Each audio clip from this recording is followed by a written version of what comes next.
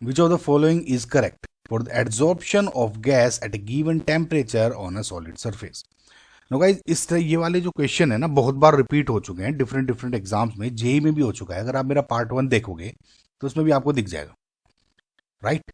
अब देखिए, एक रूल समझ लीजिए, अभी मैं आपको एक्सप्लेन भी करूंगा उसको, कि हमेशा जो आपका एड्सॉर्प्शन होता है ना, वो is always an exothermic process.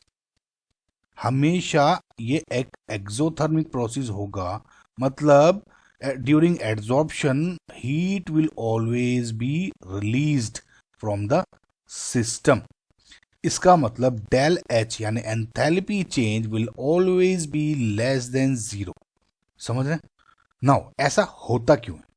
देखिए, दो दो कारण है इसके।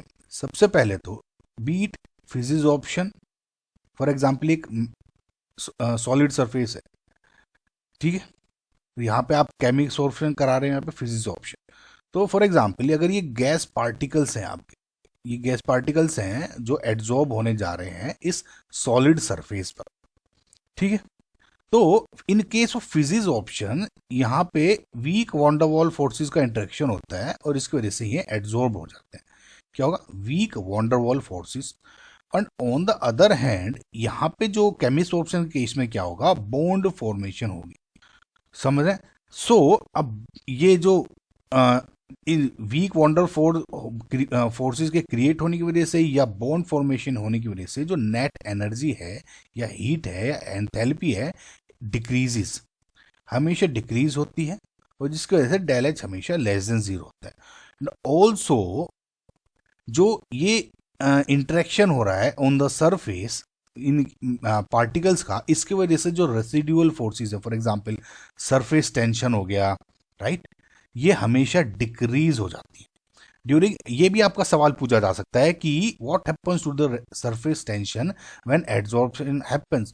तो हमेशा क्या होगा? सरफेस टेंशन है या दूसरी कोई रेसिडुअल फोर्स है, वो ऑलवेज डिक्रीज होती है ना। उसके डिक्रीज होने की वजह से जो नेट सरफेस एनर्जी है वो भी डिक्रीज हो जाती है। तो ये दो कंसेप्ट्स हैं जिसकी वजह से ओवरऑल जो एंथैल्पी है ऑफ सिस्टम या ड्यूरिंग एड्सॉर्प्शन डिक्रीजेस, ठीक है। अब दूसरा आया डेल एस। डेल एस क्या हो गया? Entropy change. सो एंट्रोपी क्या है? बेसिकली अच्छा, फॉर एग्जांपल आप ये देखिए, इनिशियली ये जब गैस पार्टिकल्स एड्सॉर्ब नहीं हुए थे, ये फ्रीली टू मूव थे, फ्री टू मूव थे, कहीं भी फ्री टू मूव थे। लेकिन जैसे ही आपने इन गैस पार्टिकल्स को यहाँ एड्सॉर्ब करा दिया, तो जो इनका मूवमेंट हुआ वो रिस्ट्रिक्ट हो गया, रुक गया, ये एक जगह पोजीशन पर चिपक के रह गए बस। समझ रहे हैं? तो पहले जो पार्टिकल्स मूव कर रहे थे, अब वे रेस्ट्रिक्ट हो गया मूवमेंट। इसका मतलब जो रैंडमनेस थी सिस्टम की वो डिक्रीज हो गई, और इसका मतलब ओवरऑल मैं क्या बोल सकता हूं कि जो डिग्री ऑफ फ्रीडम थी इन पार्टिकल्स की वो डिक्रीज हो गई, ठीक है, डिक्रीज हो गई। इसका मतलब अगर जो डिग्री ऑफ फ्रीडम डिक्रीज हो रही है या रैंडम डिक्रीज हो रही है, इसका मतलब क्या हो गया? जो नेट चेंज है इन एंट्रोपी विल डिक्रीजेज, ठीक है, वो इसका मतलब डेल एच हमेशा लेस देन जीरो हो जाएगा। आई होप आपको ये समझ में आएगी।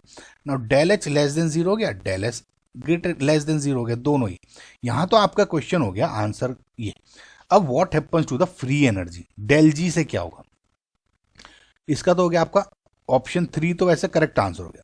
ना देखिए, डेल जी में क्या है कि वी नो कि डेल जी यानी free energy change will be equal to del H minus T del S. ये जरूरी है गाइस, इसमें नहीं पूछा, कहीं और पूछ सकते हैं। नाउ हमेशा किसी प्रोसेस को in order to make it happen, जैसे इसमें प्रोसेस क्या है? एड्सॉर्प्शन हो रहा है। तो in order to in this case in order for adsorption to happen करने के लिए, जो हमेशा जो डेल जी है या किसी भी प्रोसेस को हैपन करने के लिए जो फ्री एनर्जी है will always be, should always be less than zero, हमेशा लेस देन जीरो होनी चाहिए। तो अब कोई पूछेगा कि एड्सॉर्प्शन के केस में del H, del S and del G का क्या रिलेशन है, तो तीनों के तीनों लेस देन जीरो होंगे, राइट। आई होप गाइज आपको क्वेश्चन समझ में आया, right? Option 3 is your correct answer.